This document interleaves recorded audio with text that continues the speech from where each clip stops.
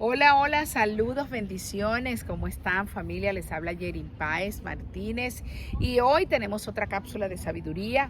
Hoy quiero hablarles acerca de algo que el sabio Salomón eh, dijo en muchas oportunidades, y hay varias citas aquí del proverbio que me llaman la atención, pero dice aquí esta palabra que es mejor comer pan duro donde reina la paz que vivir en una casa llena de banquetes donde hay peleas.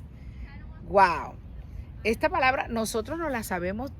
Bueno, si tú has leído la Biblia alguna vez, probablemente te lo han dicho y lo sabes o has escuchado que alguien lo dice.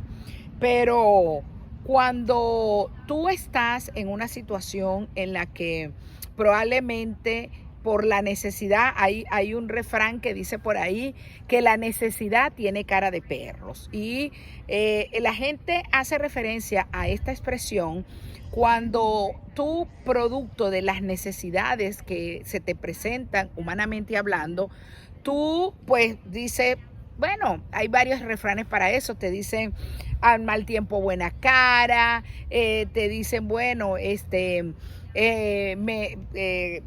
hay un refrán que me venía ahorita a la memoria, además de que dice que la necesidad tiene cara de perro, pero muchas veces nosotros nos acostumbramos a vivir por la necesidad y no por la diligencia, por la obediencia o por alinear y ajustar nuestra vida a los patrones y principios que humanamente también tenemos para desarrollarnos y para poder avanzar y poder hacer la parte que nos corresponde.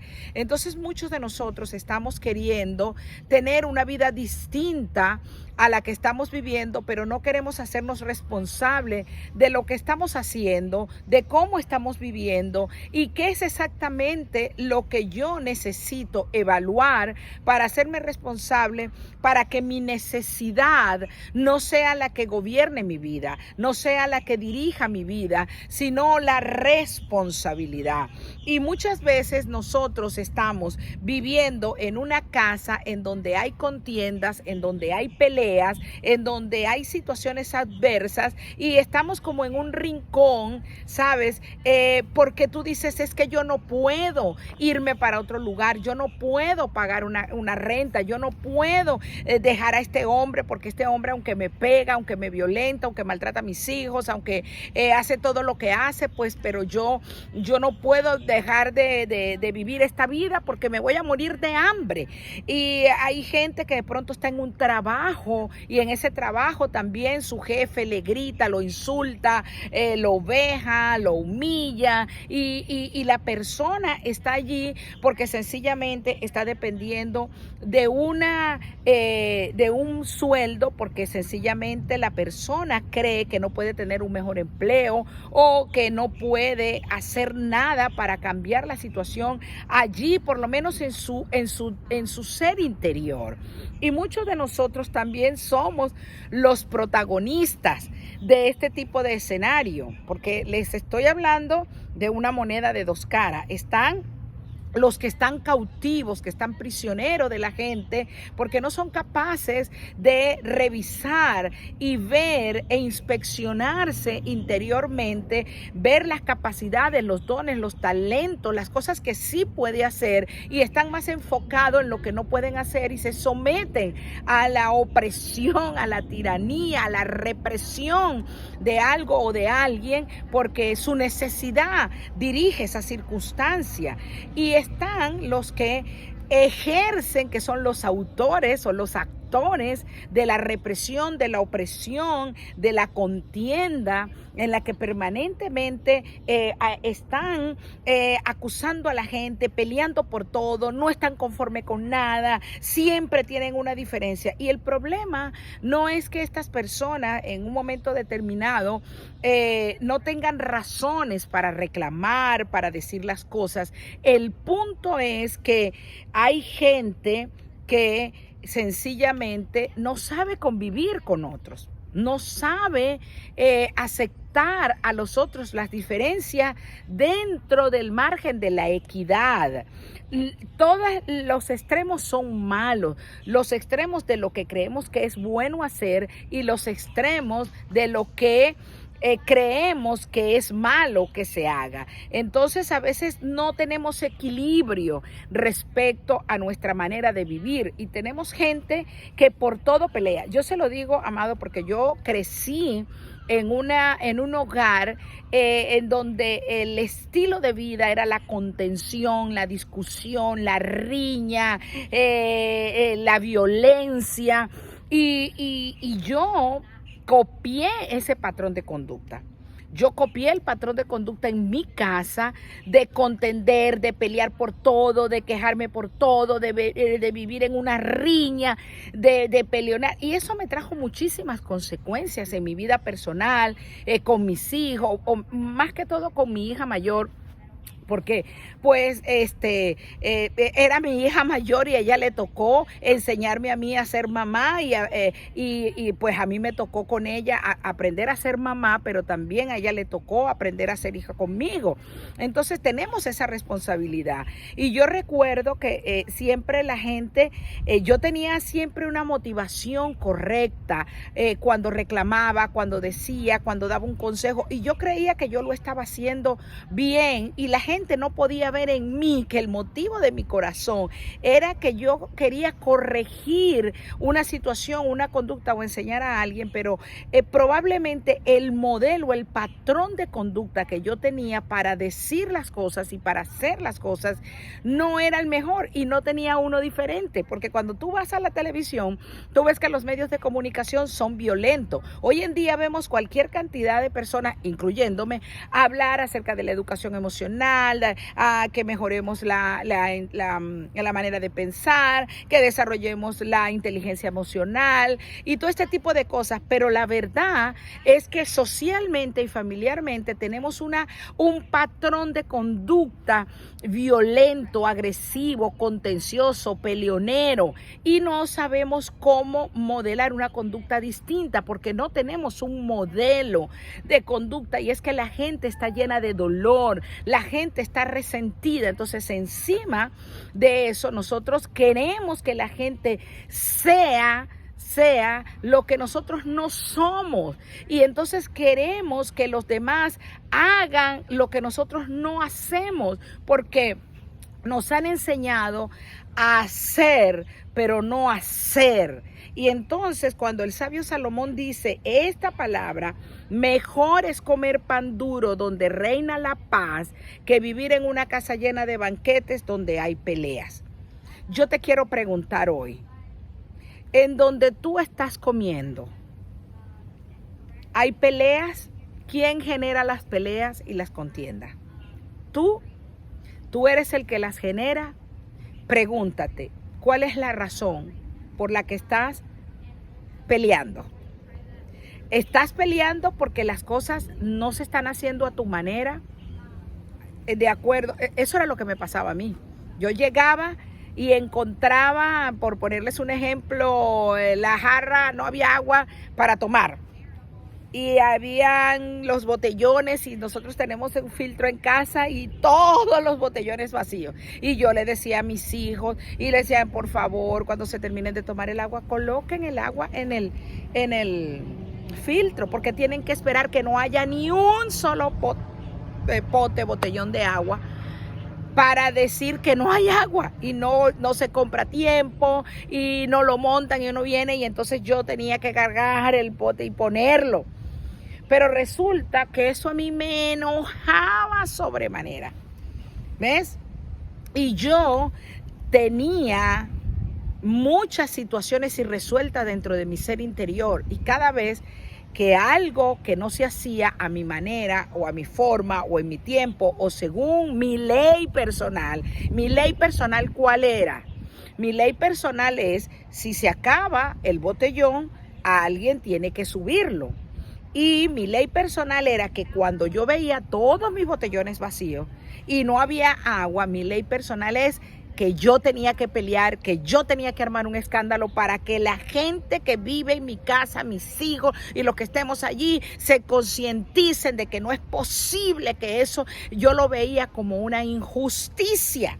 No es justo que encima que yo tengo que comprar el agua, que yo tengo que trabajar, entonces yo tenga que ser la que ponga el botellón. Ajá. Esa era mi ley personal.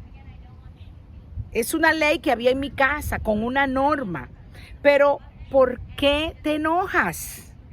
¿Por qué pegas 4 gritos? Yo, según mi ley personal, es porque si no grito, no me escuchan, no me entienden, no me hacen caso. Eso pasaba en mi casa. Ahora, ¿de qué me vale a mí llevar la comida que a mis hijos les gusta, hacer todo lo que a mis hijos les gustan? Si cuando llega ese momento, yo estallo en ira y a mí se me olvida que yo amo a mis hijos, porque lo más importante es que yo tengo una demanda personal que no se está cumpliendo y no se está haciendo a la manera que yo lo establecí. ¿Cómo lo podemos resolver?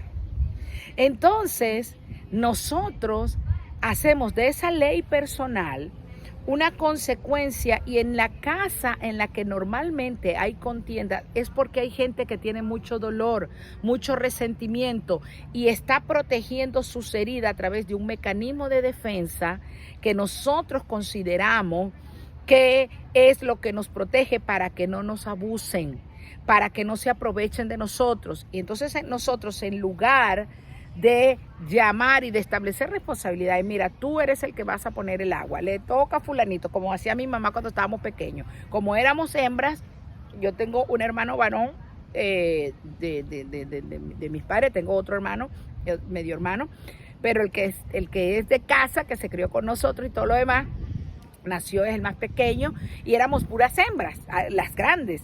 Y entonces todo el tiempo mi mamá llegaba y los corotos estaban sucios, o no habíamos, no sé, lavado el baño o limpiado, qué sé yo, cuando estábamos más pequeños. Y entonces mi mamá, no me toca a mí, le decía yo. Mi hermana salía por allá, a mí tampoco. Y entonces, ¿quién le toca fregar?, decía mi mamá. Entonces mi mamá ponía un cartelón en la cocina. Y lunes nos puso un horario, lunes, martes, miércoles, jueves, que el lunes a fulanita le toca fregar, a la otra le toca limpiar, a la otra le toca lavar los baños, y así. Entonces mi mamá llegaba y ella veía a quién le tocaba. Y cuando iba a buscar el responsable, ella veía primero su calendario de oficio y ella iba y nos llamaba la atención. Al final mi mamá pues caía en injusticia, porque al final pegaba 4 gritos, todos éramos las víctimas, todos éramos los receptores de los 4 gritos de mi mamá, y entonces encima era injusta, porque entonces nos castigaba, en vez de castigar al responsable, nos castigaba a todos, y nos daba, mira, va con la vara a todos, porque una de nosotras no cumplía con su responsabilidad. Entonces yo crecí con esa mentalidad de injusticia, de que contra mí estaba siempre pesando la condena de alguien que no tenía que ver conmigo. Y ese hecho de mi niñez me trajo a mi adultez a tener una conducta de violencia, de ataque y de poder, y que probablemente le causé mucho daño y mucho resentimiento, no solo a mis hijos, sino a la gente que ha convivido conmigo. Pero yo no me hacía consciente de eso, porque era tan egoísta que yo siempre reclamaba mi derecho, porque es que ¿por qué tienen que ser así? ¿Y cuál es la solución? ¿Cuál es la solución? Uno, o los que están ahí en casa, tú puedes enseñar con el ejemplo a la gente. No necesitamos pelear, no necesitamos pegar 4 gritos. Eso lo descubrí yo después de mucho tiempo. Sin embargo, siempre le digo a mis hijos, ¿ustedes van a esperar que yo pegue 4 gritos? ¿Ve? ¿Por qué? Porque también modelamos un estilo de conducta, de contienda, y argumentamos la necesidad, y argumentamos que no podemos resolver eso, y argumentamos que no queremos salirnos de esa casa o de esa vida o de esa persona, porque no nos hacemos responsables de lo que nosotros estamos sintiendo. Pero lo que es peor, si tú eres el que está sometido por otro, revisa tú también. ¿Estás haciendo las cosas correctamente? ¿Por qué estás en necesidad? ¿Por qué tienes que esperar que otro te pegue 4 gritos y te reclame para hacer las cosas diligentemente? ¿Por qué? ¿De qué te estás alimentando? ¿Quieres vivir en una casa espaciosa y comer en paz? ¿Quieres tener plenitud? ¿Qué estás haciendo tú? ¿Estás poniendo tú de tu parte? ¿En cuál de los dos lados estás? ¿Estás en el lado de los sumisos que viven según la necesidad, pero que no se hacen responsables de lo que les corresponde hacer y quieren que todos se lo hagan y están en la comodidad y son los rebeldes sin causas y viven permanentemente con una víctima activa? ¿O eres de los que reprimes y contiendes porque tienes heridas irresueltas y porque has desarrollado un estilo de vida de injusticia y por eso es que la ira siempre es la que se expresa y se manifiesta? ¿En cuál de los dos lados estás? ¿Qué estás dispuesto a hacer? ¿Estás dispuesto a comer en paz y en bendición? Yo te dejo esta reflexión para que tomes decisiones. Y la primera decisión que tienes que tomar es hacerte responsable. Así que bueno, lo vamos a dejar por aquí. Esta cápsula me quedó un poco larga, pero espero que la veas hasta el final. Si no te has suscrito a mi canal, suscríbete a mi canal, dale like y activa las notificaciones para que te entere cuando llega material nuevo. Y también compártela si te gustó. Si quieres saber más de nosotros, ve a www.jerinpaez.com. Jerin con G de gato y Paez con Z al final. Y bueno, sígueme también por mis redes sociales, por Instagram, por Facebook, y nos vemos nuevamente en otra cápsula de sabiduría, porque recuerda que aquí en Cápsula de Sabiduría estamos empeñados en que tú seas la mejor versión de ti mismo y sobre todo que seas una persona triple B, valiente, valiosa y virtuosa. Bendiciones.